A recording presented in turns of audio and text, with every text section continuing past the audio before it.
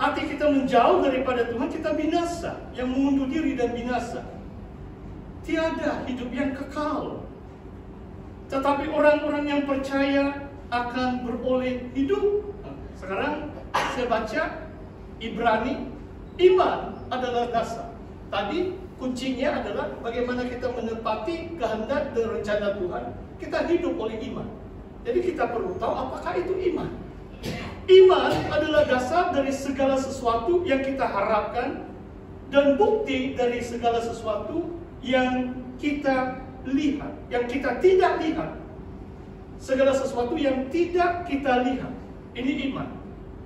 Sebab oleh imanlah telah diberikan kesaksian kepada nenek moyang kita.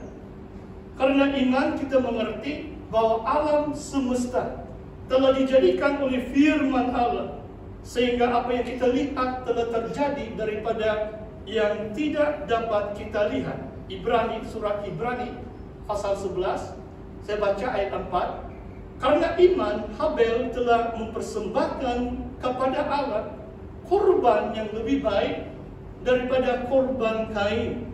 Dengan jalan itu ia memperoleh kesaksian kepadanya bahwa ia benar, karena Allah berkenan akan persembahannya itu, dan karena iman ia masih berbicara sesudah ia mati. Karena iman, Henok terangkat supaya ia tidak mengalami kematian, dan ia tidak ditemukan karena Allah telah mengangkatnya. Sebab sebelum ia terangkat, ia memperoleh kesaksian bahwa ia berkenan kepada Allah. Tetapi tanpa iman, tidak mungkin orang berkenan kepada Allah. Without faith, it is impossible to please God. Sebab barang siapa berpaling kepada Allah, ia harus percaya bahwa Allah ada dan bahwa Allah memberi upah kepada orang yang sungguh-sungguh mencari Dia. Seluruh bab 11 adalah bab tentang iman.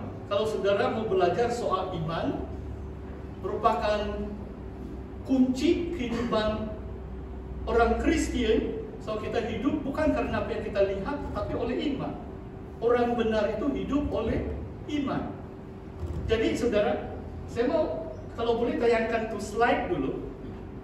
Selain daripada perkataan iman di sini, ada satu kata kunci. Dan apabila saya baca teks aslinya, baru itu secara terang-terangan. Coba kamu lihat, ematurethesan, yang kena bow, kena hitam sana itu. Kamu lihat tuh kan? Ini huruf bukan jauh ya. Haleluya. Ini adalah bahasa Yunani, bahasa original perjanjian baru kita. Coba kita teruskan dulu. Saya mau kasih tunjuk itu perkataan ini. Dalam 2 ayat ini ada 3 kali lagi. Maksudnya dalam 5 ayat pertama soal iman ada 4 kali. Perkataan dasarnya maturio, aku bersaksi atau kesaksian. Jadi perkataan ini penting, saudara. Selain daripada iman, perkataan kunci dalam 6 ayat pertama bab 11 ini adalah perkataan ini, maturio, kesaksian.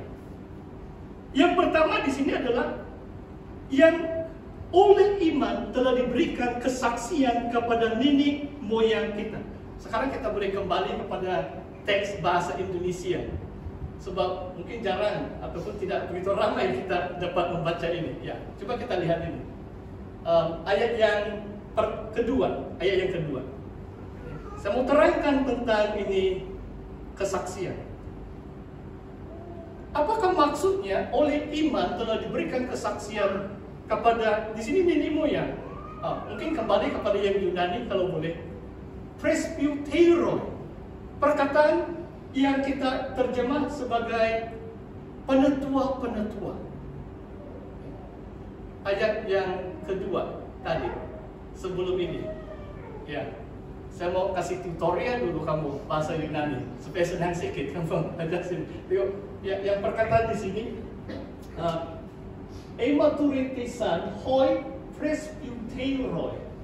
Di sini bahasa Indonesia terjemah nenek moyang, tapi dalam bahasa aslinya adalah penetua-penetua. penetua diberikan kesaksian oleh Allah bahwa mereka adalah orang beriman. Nah, itulah terjemahan ayat itu.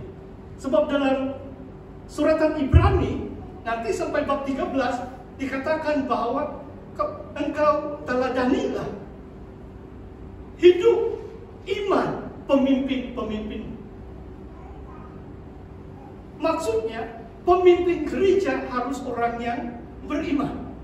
Jemaat-jemaat harus melihat kepada pemimpin gereja, para penetua, dan iman mereka dikuatkan sebab mereka lihat, wah, penetua ini orang beriman. Saudara faham maksud saya? Mungkin saya beri